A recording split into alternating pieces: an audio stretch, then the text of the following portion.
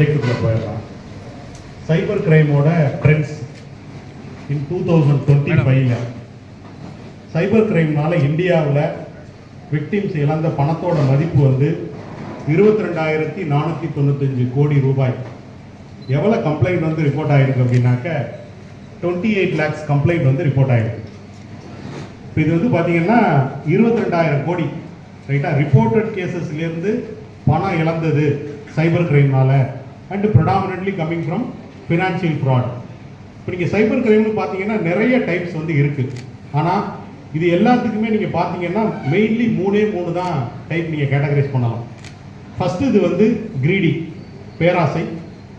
Second வந்து threatening, பயத்தினால பணத்தை இழக்கிறது. மூணாவது இக்னோரன்ஸ், லேக் ஆஃப் அவேர்னஸ். இன்றைக்கி வந்து எவால்விங் டிஜிட்டல் டெக்னாலஜிஸில் எல்லா ஆக்டிவிட்டி ஃபினான்ஷியல் டிரான்சாக்ஷன் எல்லாமே இ-காமர்ஸில் நடக்குது.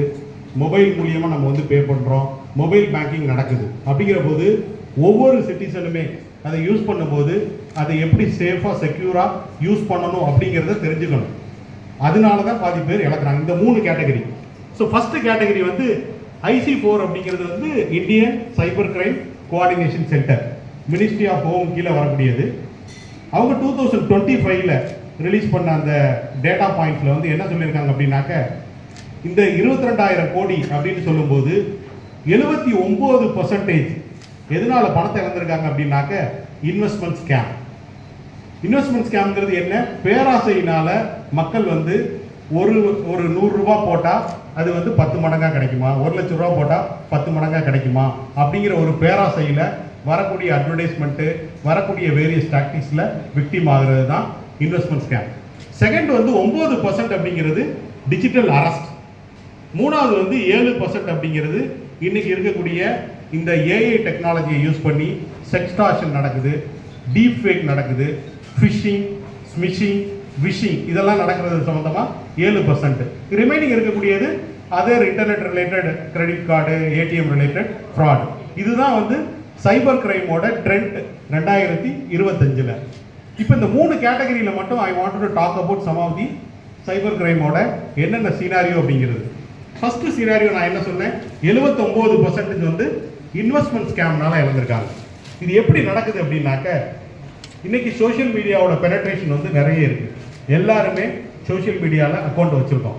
ஸோ சோஷியல் மீடியாவில் இது வந்து ஃபேஸ்புக்காக இருக்கலாம், இன்ஸ்டாகிராமாக இருக்கலாம், வேறு யூடியூப்பாக இருக்கலாம், அட்வர்டைஸ்மெண்ட் வரும். நாங்கள் வந்து உங்களுக்கு வந்து எப்படி ஷேர் மார்க்கெட்டில் ட்ரேட் பண்ணுறது அப்படிங்கிற ட்ரைனிங் கொடுக்குறோம் அப்படின்னு சொல்லி, அடுத்து உடனே அட்வர்டைஸ்மெண்ட் வந்தோடனே நீங்கள் பார்த்தீங்க அப்படின்னாக்க ஒரு டெலிகிராம் குரூப்போ வாட்ஸ்அப் குரூப்போ இருக்கும். அதில் வந்து they will ask you to join as a member.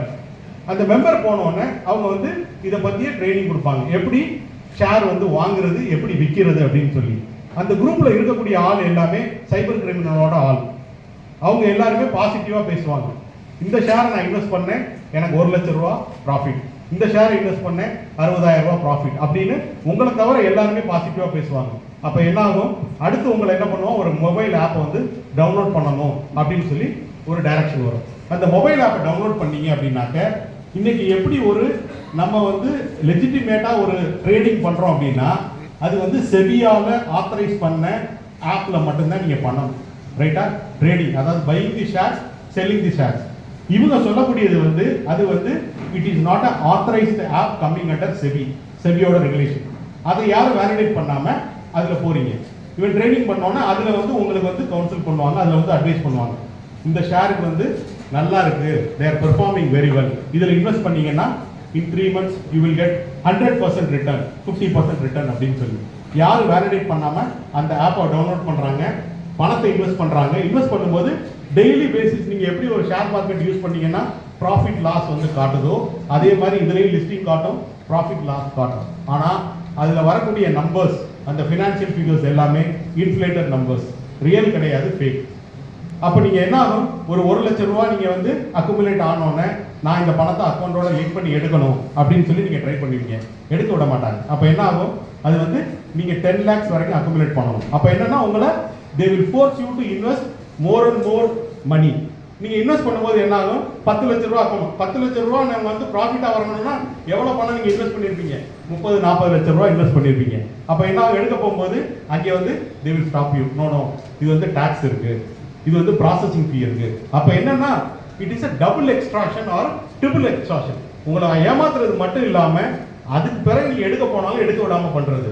இதுல தான் இந்த இன்வெஸ்ட்மெண்ட் ஸ்கேம்ல நிறைய பேர் இன்வெஸ்ட் பண்ணி ஏமாறுறாங்க. அதனால தான் அந்த ஓவரால் 22,000 crore அப்படின்னு சொல்றதுல 79% contributes to investment scam. Second எங்க அப்படின்னாக்க கிரிப்டோ கரன்சில இன்வெஸ்ட்மெண்ட். கிரிப்டோ கரன்சி அப்படிங்கிறது இந்தியாவில் ஒன்றும் லீகல் ஆகல, கரெக்டா? அது வந்து 1 லட்சம் ரூபால ஆரம்பிச்சது. சம்டைம் பேக் கிரிப்டோ கரன்சியோட வேல்யூ எவ்வளவு தெரியுமா? 90 லட்சம் ரூபாய் ஒரு பிட்காயினோட வேல்யூ. ஒரு பிட்காயினோட வேல்யூ 90 லட்சம் ரூபாய். இன்னைக்கு அதோட வேல்யூ 60 லட்சம் ரூபாய். எதுக்காக 1 லட்சம் ரூபாயில இருந்து 90 லட்சம் ரூபாய் போச்சு யாருக்கும் தெரியாது. ஏன் 90 லட்சம் ரூபாயில இருந்து இன்னைக்கோட வேல்யூ 60 லட்சம் ரூபாய் ஏன் டவுன் ஆச்சு யாருக்கும் தெரியாது. இன்னைக்கு பேங்க்ல ஷேர் மார்க்கெட்ல செபி இஸ் தி ரெகுலேட்டர். பேங்க்ல ஏதாவது இஷ்யூனா ஆர்பிஐ இஸ் தி ரெகுலேட்டர். பிட்காயின்ல போய் நீங்க கிரிப்டோ கரன்சில யார்கிட்ட போவீங்க? இன்னைக்கு இருக்கக்கூடிய மைனிங் சென்டர்ஸ் எல்லாமே control by European countries, US. ஏபாக்ல இந்தியாவில் இருக்கக்கூடியது வெரி வெரி மினிமல். அது மைனிங் பண்ணி அவங்க வந்து ப்ராசஸ் பண்றது எல்லாமே கம்ப்ளீட்லி கண்ட்ரோல் பை சைனா. என்ன ரீசனுக்காக அது வந்து இன்க்ரீஸ் ஆகுது, என்ன ரீசனுக்காக குறையுது அப்படிங்கிறது தெரியாது. ஆனா இன்னைக்கு எல்லாருமே அதுல ஆசைப்பட்டு பிட்காயின்ல, ஏன்னா சொல்றது 1 லட்சம் ரூபாய் இருந்தது இன்னைக்கு ஒரு பிட்காயினோட வேல்யூ 90,000 rupees. எல்லாருமே இன்வெஸ்ட் பண்றாங்க. இப்போ திடீர்னு வந்து குறைஞ்சிருச்சு, 60 லட்சம் ரூபாய்க்கு வந்துருச்சு. நாளைக்கு இந்த 60 லட்சம் ரூபாயில இருக்கிறது 10 லட்சம் ரூபாய்க்கு வரும், 1 லட்சம் ரூபாய்க்கு வரும். அப்ப நீங்க வந்து 60 லட்சம் ரூபாய் கொடுத்து இன்வெஸ்ட் பண்ணது என்ன ஆகும்? ஸோ இதுதான் ரெண்டாவது. கிரிப்டோ கரன்சியில நிறைய இருக்கு, காயின்எக்ஸ், செகண்ட் டிஎக்ஸ், நிறைய பிட்காயின்ல நிறைய கேட்டகரி இருக்கு. ஒவ்வொன்றும் ஒரு ரேட்டு. தெரியாம புரியாம அதனுடைய விவரங்கள் தெரியாம நிறைய இன்வெஸ்ட் பண்ணி ஏமாறுறாங்க. மூணாவது, இன்னைக்கு ஏஐ, ஆர்டிபிஷியல் இன்டெலிஜென்ஸ் பாத்தீங்க அப்படின்னாக்க இதனுடைய அடாப்ஷன் அப்படிங்கிறது எல்லாத்துலயுமே இருக்கு. ஏஐ இன்னைக்கு வந்து சைபர் கிரிமினல் நம்ம ஏஐ யூஸ் பண்றோமோ இல்லையோ நம்மளை விட 10 ஸ்டெப் வந்து தேர் அகைன். அப்படின்னா இன்னைக்கு வரக்கூடிய ஃபிஷிங் இமெயில் எல்லாமே created by, crafted by AI, artificial intelligence. Accuracy வந்து அவ்வளவு ஒரு 99% அக்யூரசி இருக்கு. இன்னைக்கு டீப் ஃபேக்னு சொல்லி சொல்றோம். ஒருத்தர் பேசுற மாதிரியே அவங்க வந்து இம்பர்சனேட் பண்ண முடியும். அதனுடைய அக்யூரசி வந்து 98%. எவ்வளவு பேர் நீங்க எல்லாருமே பார்த்திருப்பீங்க, ஒரு இன்ஃபோசிஸோட ஃபவுண்டர், ஒரு பெரிய செலிபிரிட்டி ஒரு அட்வர்டைஸ்மெண்ட் கொடுக்குற மாதிரி நீங்க வந்து 21 லட்சம், அதாவது 21,000 ரூபாய் இன்வெஸ்ட் பண்ணீங்க அப்படின்னாக்க ஒரு வருஷத்துல you will get 65 lakhs rupees. அப்ப क्वेश्चन கேட்பாங்க, அவங்களே கேள்வி பதில் மாதிரி இருக்கு Q&A. எப்படி பாசிபிள்?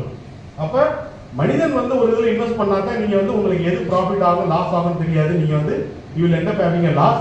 இங்க எல்லாமே ஏஐ வந்து அனலைஸ் பண்ணுது, ஏஐ வந்து சஜஸ்ட் பண்ணி இன்வெஸ்ட் பண்ணுது உங்களோட பணத்தை. அதனாலதான் ஒரு வருஷத்துல வருது அப்படின்னு சொல்லி நிறைய பேர் இது ரிப்போர்ட் பண்ணல. இமேஜின் இந்தியா லெவல்ல கண்ட்ரியில எவ்வளவு பேர் 19,000 ரூபாய் தானே 20,000 ரூபாய் தானே சொல்லி இன்வெஸ்ட் பண்ணது. இது எல்லாமே யூரோப்பியன் கண்ட்ரி, யூஎஸ்ல இருக்கக்கூடிய சைட்டு. இங்க யாருமே கிடையாது, போட்ட பணம் கிடையவே கிடையாது. எப்படி பாசிபிள்? எப்படி பாசிபிள்? 21,000 ரூபாயை போட்டுட்டு வருஷத்துக்கு 85 லட்சம் ரூபாய் அப்படிங்கிறது. ஸோ எதனால இந்த இன்வெஸ்ட்மெண்ட் ஸ்கேம்னால பெரிய லெவல்ல லாஸ் ஆயிருக்கு அப்படின்னா இந்த மாதிரி பேராசை தான். ஸோ ஒன்னே ஒன்று ஞாபகம் வச்சுக்கணும், பேங்க்ல சேவிங்ஸ் அக்கௌண்ட்டுக்கு என்ன கிடைக்குதோ அந்த 3, 4, 5% அதுதான் கேரண்டி. இல்ல எஃப்டில வரக்கூடிய அமௌண்ட் அதுதான் கேரண்டி. அது தவிர மற்றவங்க யாரும் 50%, 100% கிடைக்கும், டபுள் ஆகும், ட்ரிபிள் ஆகும் அப்படின்னா இனிஷியலா 1 மாசம் 2 மாசத்துக்கு ஒரு ஆசையை தூண்டுறதுக்காக வரலாம். ஆனா 3 மாசத்துக்கு பிறகு உங்க முதலே வராது. ஸோ இதுதான் வந்து இன்வெஸ்ட்மெண்ட் ஸ்கேம். ரெண்டாவது வந்து டிஜிட்டல் அரெஸ்ட். நீங்க எல்லாருமே அட்வொகேட், டிஜிட்டல் அரெஸ்ட்ங்கிற கான்செப்டே கிடையாது. இன்னைக்கு ஒருத்தர் அரெஸ்ட் பண்ணணும் அப்படின்னாக்க எவ்வளவு ப்ரொசீஜர்ஸ் இருக்கு, வாரண்ட் இது பண்ணணும் அப்படிங்கிறது உங்களுக்கு தெரியும். ஆனா இன்னைக்கு இவங்க யாரை டார்கெட் பண்றாங்க சைபர் கிரிமினல் அப்படின்னாக்க ரிட்டையர்டு கவர்மெண்ட்ல பெரிய லெவல்ல அபிஷியலா இருந்தவங்க, ரிட்டையர்ட் பீப்புள், பணத்தை வச்சுக்கிட்டு என்ன பண்ணணும் அப்படின்னு சொல்லி யாரெல்லாம் கூகுள்ல இன்டர்நெட்ல சர்ச் பண்றாங்க, சோசியல் மீடியாவில் சர்ச் பண்றாங்களோ அவங்கள தான் டார்கெட் பண்றாங்க. எப்படி பண்றாங்க? 2 விஷயங்கள். முதல் வந்து they impersonate as if they are calling from a law enforcement. சிபிஐல இருந்து கால் பண்றேன், இல்லைன்னா என்ஃபோர்ஸ்மெண்ட் டைரக்டரேட்ல இருந்து பண்றேன், இல்ல இன்கம் டாக்ஸ்ல இருந்து பண்றேன். சம் கேசஸ் வந்து ஜட்ஜஸாவும் இம்பர்சனேட் பண்றாங்க. இது வந்து எதுக்கு அப்படின்னா ஒரு பயமுறுத்துறது, த்ரெட்டனிங். ரெண்டாவது வந்து என்னன்னா you are under, once impersonate பண்ணோன்னே you will get a WhatsApp call, right, you are under digital arrest அப்படின்னு சொல்லிட்டு நீங்க வந்து ஒரு தனியா இருக்கக்கூடிய ரூம்ல போயிடணும். உங்க குடும்ப உறுப்பினர்கள் யார்கிட்டையும் பேசக்கூடாது, எந்த தொடர்பும் வச்சுக்க கூடாது. ரைட்டா? You are under digital arrest அப்படின்னு சொல்லி வீடியோ கான்ஃபரன்ஸ்ல வர சொல்லுவாங்க. ஸ்கைப்போ இல்ல வந்து வாட்ஸ்அப்லயோ இல்ல ஜூம்லயோ. நீங்க பேக்ரவுண்ட் பாத்தீங்க அப்படின்னா அதர் எண்டு அது அப்படியே ஒரு போலீஸ் ஸ்டேஷன் மாதிரியே இருக்கும். சிபிஐ, சென்ட்ரல் பியூரோ இன்வெஸ்டிகேஷன், இல்ல இப்போ சைபர் போலீஸ் ஸ்டேஷன் அப்படின்ற மாதிரியே செட்டப் இருக்கும். இல்ல என்ஃபோர்ஸ்மெண்ட் டைரக்டரேட், அங்கே வந்து பாஸ் இருக்கும், அங்கே இன்ட்ரோகேஷன் நடக்கிற மாதிரி இருக்கும், வாக்கி டாக்கியோட சவுண்ட் வரும். என்டையர் திங் அப்படி சிமுலேட் பண்ணுவாங்க. யூஆர் அண்டர் டிஜிட்டல் அரெஸ்ட்னு சொல்லி. அப்ப என்ன பண்றாங்க அப்படின்னாக்க இந்த இதுல சைபர் கிரிமினல் வந்து டார்கெட் பண்றதுக்கு முன்னாடி தே டூ சர்டன் ஆக்சுவலி என்னன்னாக்க அந்த விக்டிம் அந்த டார்கெட்டை பத்தி ஒரு ப்ரொஃபைலிங் கிரியேட் பண்ணுவாங்க எப்போதுமே. இன்னைக்கு நமக்கு இருக்கக்கூடிய பிராக்டிஸ் என்ன? நம்மளை பத்திய பர்சனல் டீடைல் எல்லாத்தையுமே சோசியல் மீடியாவில் போடுறது.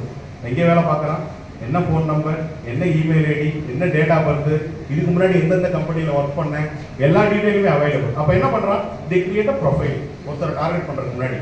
அப்போ ஒரு ரிட்டையர்ட் ஆஃபீஸர்கிட்ட போய் சொல்லும்போது நீங்கள் இந்தந்த கம்பெனியில் ஒர்க் பண்ணீங்க, ரைட்டா, இங்கே இந்த பொசிஷனில் இருந்தீங்க அப்படின்னு சொல்லும்போது அவங்க வந்து என்ன பண்ணுறாங்க, பேசும்போது தே ஆல்சோ ரிலேட் அப்படிங்கும்போது, ஓ அப்போ அவங்க வந்து நம்மளை ட்ராக் பண்ணுறாங்க, நம்மளை பற்றி அவங்களுக்கு தெரியுது அப்படின்னு சொல்லி இதை டிஜிட்டல் அரெஸ்ட்டை உண்மையிலே நினச்சி உங்களுக்கு வாட்ஸ்அப்பில் வந்து வாரண்ட் வரும்.